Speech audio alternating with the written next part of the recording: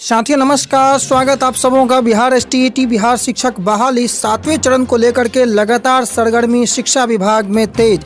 संजय कुमार अपर मुख्य सचिव शिक्षा विभाग के माध्यम से बिहार विद्यालय परीक्षा समिति यानी बीएसईबी को एक बड़ा लेटर जारी हुआ, जिसमें चर्चाएं 7वें चरण को लेकर के और ये सभी क्वालिफाई अभ्यर्थी जो 7वें चरण का इंतजार कर रहे हैं और सीटेट दिसंबर जनवरी अभ्यर्थी हो, स्टेट अभ्यर्थी हो या फिर कोई अन्य अभ्यर्थी हो जिनका डायरेक्ट इनडायरेक्ट संबंध अगर 7वें चरण से है तो उन सभी के लिए बेहद खुशखबरी।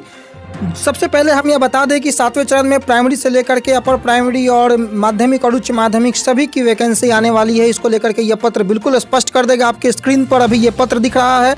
आज का ये पत्र आपके स्क्रीन के सामने जो है संजय कुमार शिक्षा विभाग के अपर मुख्य सचिव आपके सामने बिहार विद्यालय परीक्षा समिति के अध्यक्ष को इन्होंने ये पत्र लिखा है और 20/1/2022 आप ये दिनांक देख सकते हैं। इसका विषय है डीएलएड शैक्षणिक सत्र 2019-21 के परीक्षा का परिणाम घोषित करने के संबंध में।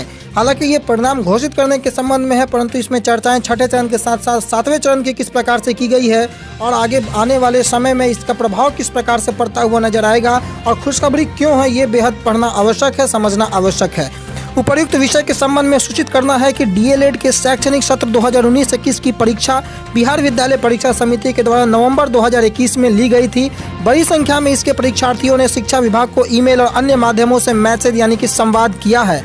अभ्यर्थियों का यह कहना है कि उन्होंने डीएलएड का 19 और 21 सत्र में उन्होंने ये प्रक्रियाएं पूरी की हैं। अभी आवेदन भी दिया गया है और इसमें परीक्षा का परिणाम शीघ्र घोषित किया जाए, ये अभ्यर्थियों की मांग थी ताकि ये आगामी नियोजन में भाग ले सके तथा परीक्षार्थियों के रूप में शामिल हुए सीटीईटी का परिणाम इनके लिए अमान्य नहीं हो पाए। उल्लेखनीय है कि प्रारंभिक विद्यालयों में सहायक शिक्षकों के छठे चरण का नियोजन अंतिम पड़ाव पर है तथा इसके उपरांत 7वें चरण की विज्ञप्ति जारी किया जाना है। यानी कि 7वें चरण को भी लेकर के सरगर्मी जिस प्रकार से हमने पहले कहा है कि शिक्षा विभाग में तेज है और इस रिजल्ट को लेकर के जिस प्रकार से अभ्यर्थियों ने यह आवेदन दिया था, क्योंकि शिक्षा विभाग के माध्यम से मार्च और अप्रैल का ये क्रूशियल महीना 7वें चरण को लेकर के शिक्षा मंत्री ने मार्च के प्रथम सप्ताह की इंडिकेशन दी है और अपर मुख्य सचिव पहले से भी ये कहते रहे हैं कि जैसे ही छठा खत्म होगा 7वां शुरू करेंगे। और यही बाबत अभ्यर्थियों के रिक्वेस्ट पर उनके माध्यम से जो ईमेल और संवाद किए गए हैं, जो अभ्यावेदन दिए गए हैं, संजय कुमार ने उस पर संज्ञान लेते हुए अध्यक्ष बिहार विद्यालय परीक्षा समिति को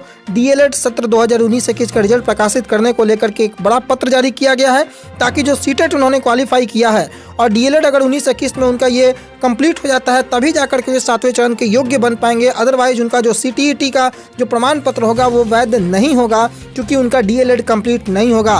विज्ञप्ति में ये शामिल किया जाता है कि आपको स्पेसिफिक ईयर स्पेसिफिक सेशन में जो है कंप्लीट होना चाहिए, आपका बीएड हो या डीएलएड हो या कोई भी ट्रेनिंग कंप्लीट आपका होना चाहिए और उस सेशन के अदर आपका अगर नहीं है कंप्लीट तो आप उस फॉर्म को भरने के एलिजिबल नहीं होते हैं। और ये शुरुआत है 7वें चरण को लेकर के। स्पष्ट रूप से यहाँ आप देख सकते हैं कि छठे चरण का नियोजन अंतिम पड़ाव पर है और इसके उपरांत 7वें चरण को विज्ञापित किया जाना है। यानी कि 7वें चरण को लेकर के विज्ञप्ति बहुत जल्द आने वाली है, तय समय पर। जिस प्रकार से संभावित समय है मार्च और अप्रैल का महीना, उसी समय ये जो प्रक्रियाएं हैं वो पूरी होने वाली हैं।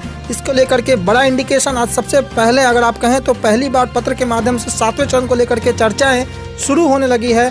भले ही ये डीएलएड के परीक्षा के परिणाम को लेकर के है, परंतु इसमें शिक्षक नियोजन से संबंधित जो है मुख्य उद्देश्य इसका शिक्षक नियोजन में भाग लेना है। और अधिकारी के माध्यम से जो ये पत्र लिखा गया है बिहार विद्यालय परीक्षा समिति के अध्यक्ष को, यह बिल्कुल इंडिकेट करता है कि शिक्षा विभाग 7वें चरण को लेकर के बिल्कुल गतिशील मुद्रा में है। आने वाले समय में कोई भी अगर अपडेट बिहार एसटीईटी बिहार शिक्षक बहाली 7वें चरण छठे चरण को लेकर के आए आपके समक्ष उपस्थित होंगे।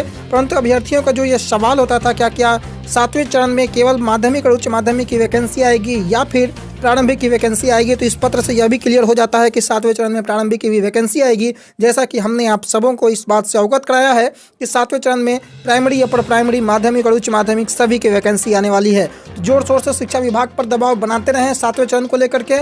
जल्द खुशखबरी और आपको देखने को मिलेगी। ये अभी के लिए एक बड़ी खुशखबरी कि 7वें चरण को लेकर के विभाग की मंशा स्पष्ट होती है इस पत्र के माध्यम से कि विभाग 7वां चरण जल्द कराने के मूड में है। धन्यवाद।